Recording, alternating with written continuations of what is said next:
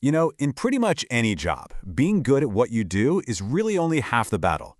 Your skills might get you in the door, but they won't necessarily win you the argument or help you climb the ladder. What really sets you apart, what turns that competence into real influence, is mastering your professional presence and the art of persuasion. So that's the big question, right? Your skills get you in the room, but what wins the argument? Well, in this explainer, we're going to break down the essential building blocks for making a powerful, credible, and truly persuasive professional impact. Let's dive right in.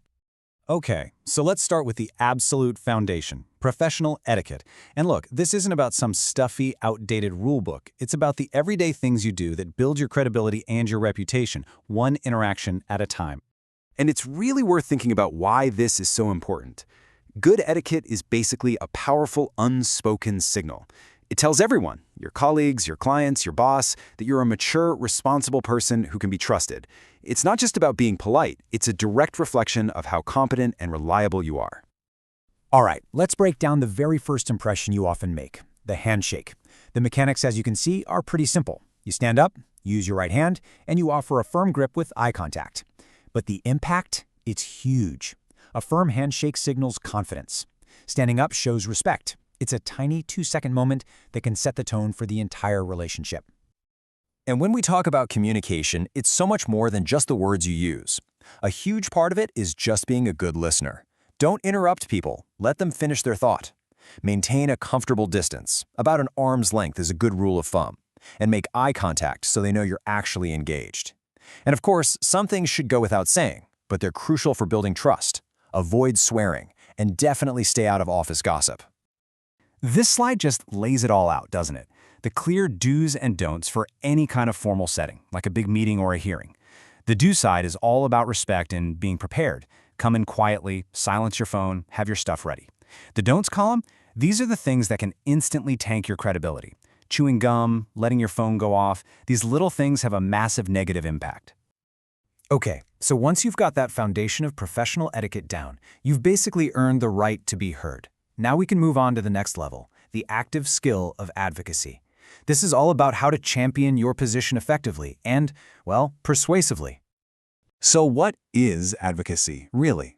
The source material defines it as the art of convincing an authority figure that your position is the right one.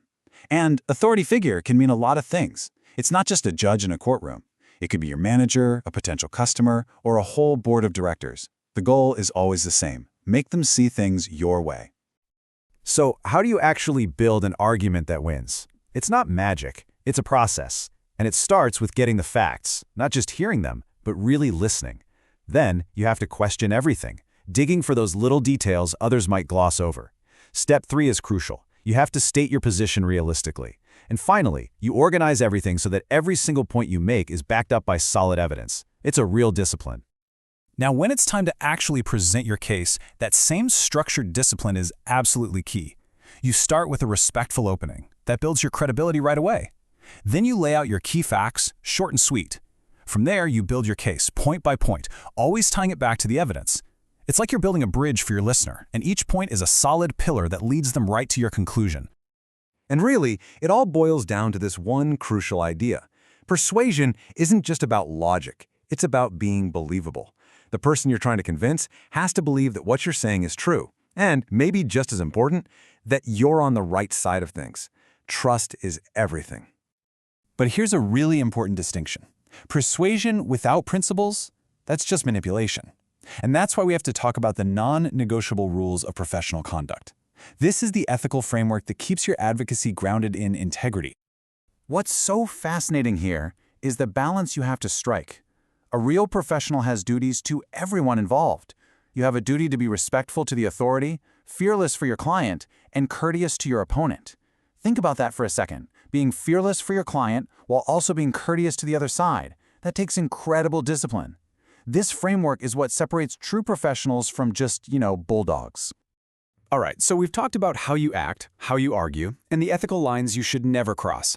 Let's get to the final piece of the puzzle, which is often the first impression you make, your appearance, and what it communicates before you even say a word. I want you to really let this sink in. Your clothes and your body language always speak first. It takes just a few seconds for people to make snap judgments about your professionalism, your intelligence, even your credibility, all based on how you look. This isn't about being vain, it's about being strategic. So, what does this actually look like? Well, the source material gets very specific. For men, the focus is on these classic conservative choices: a navy blue suit, a white shirt. You might wonder, why so specific?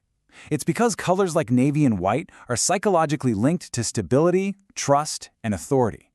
This isn't a fashion statement. It's a uniform designed to project competence and remove any distractions. And for women, you'll see the exact same logic at play. The principle is all about projecting authority and keeping things professional. Whether it's a navy suit or a sober-colored sari with a blazer, the goal is the same. Create a look that says, I am a serious person and you should listen to what I have to say. The focus should always be on your message, not your outfit. And just to be crystal clear, the guidelines also spell out exactly what not to wear. Casual stuff like jeans, t-shirts, and sneakers are an obvious no-go. The message here is simple, but it's powerful. In a professional setting, you dress for the respect you want to command. So, here's the main takeaway. True professional mastery isn't just one thing. It's the sum of all these parts we've talked about. It's your actual expertise, combined with flawless etiquette, powerful advocacy skills, a rock-solid ethical core, and a professional appearance. Each one of these things builds on the others to create a complete, persuasive presence. And that really brings us to the final question. And this one's for you to think about. You already have the knowledge. You have the skills. The real question is, are you ready to put all these pieces together to become truly, powerfully persuasive?